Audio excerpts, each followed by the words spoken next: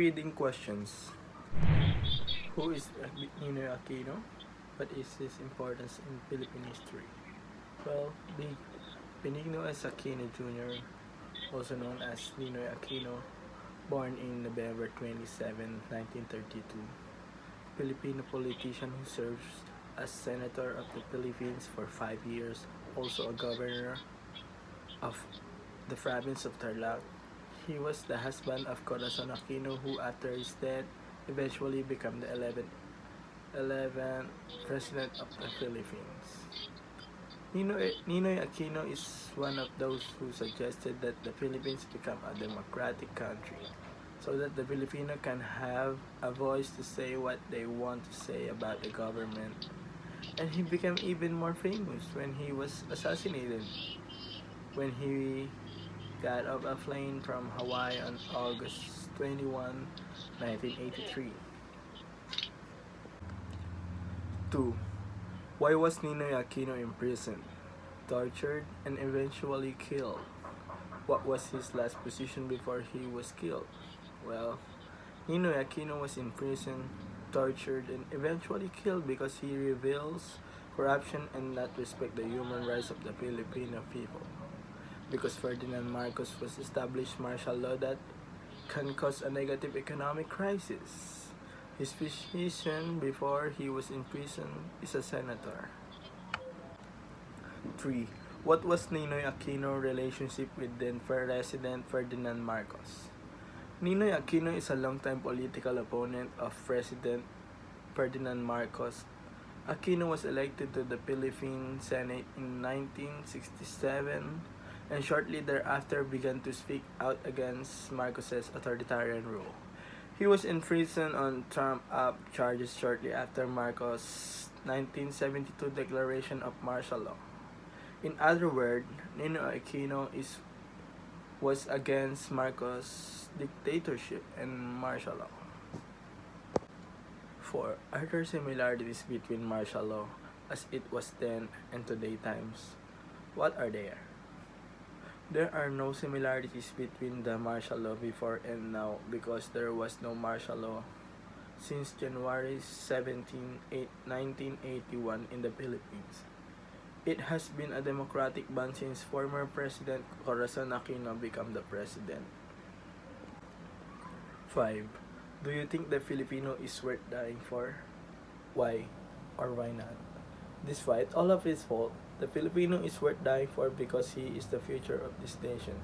The Filipino is worth fighting for, dying for, and living for. We carry the potential to bring out lasting transformation in our society. While reading questions, 1. Why did he ask these questions? To know the right from the wrong that every Filipino should see. Can we let the wrong prevail over the right? That's why he asked those things. 2. What is about the Filipino people under the martial law that prompts him ask these questions? Because they already saw that there was oppress, abuse, and torture by the military under the martial law. So many people choose to stand up to expel President Marcos from office of the president. 3. What does this tell us about how we felt about his experience and how the Filipino were under the martial law? It is said here that many people have suffered without their freedom and they have anxiety because of what they see as the Filipino people being abused under the martial law.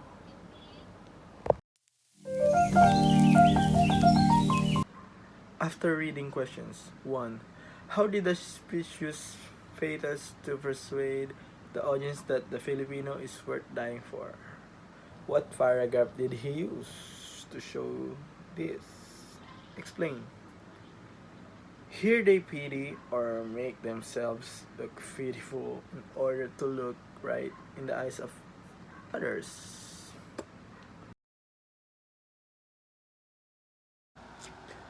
Explanation. Because of the words he used, he seems to be asking for mercy from other people. 2. How did the speech use logos to persuade the audience that the Filipino was worth dying for?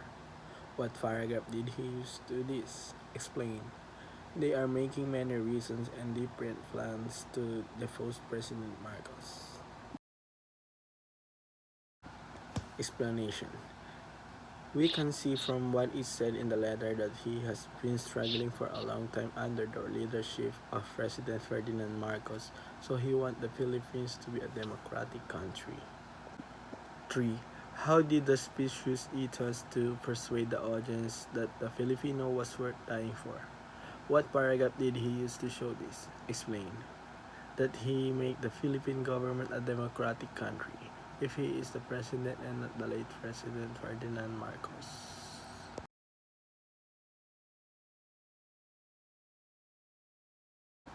Explanation. Because they waited a long time to restore the democracy that was taken from them by the late President Ferdinand Marcos on January 23, 1972. 4. In paragraph 6, Aquino described the Filipino and say, he loved freedom but put the highest premium on human life and human dignity. Do you agree with Ninoy? Given today's situation, why or why not? I agree that everyone should love freedom and have dignity so that everyone can be happy in our country. In today's situation, Filipinos are free. Most of them can do what they want to do. They can go out freely and go anywhere, and they will not be afraid to go out anymore. 5. Do you think that Filipino are still large passive when it comes to perceived violence done by the state? Yes. All Filipino are aware of the wrongdoing during the martial law. There was a lot of wrongdoing violence that was blamed on the government. There are many right and wrong comments about it, so until now, people are still debating what is right or wrong in what happened when martial law. 6. What is about Ninoy's speech that inspire people? Do you feel inspired as well? Why or why not? Ninoy remind us to set our individual agendas and pursue the best interest for common good, even the most difficult of times. And yes, I am inspired by Ninoy because I can see that he can watch what he wants when he wants if he is alone.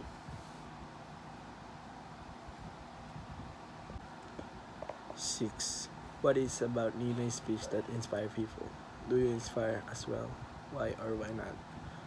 Ninoy remind us to set our individual agendas and pursue the best interest for common good, even at the most difficult times. And yes, I am inspired by Ninoy, because I can see that he can get what he wants even if he is alone.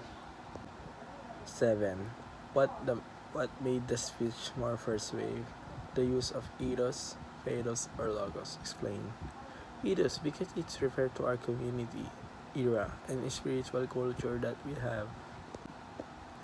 8. In paragraph 12, 13, and 14, Aquino repeat the word death and dying several times.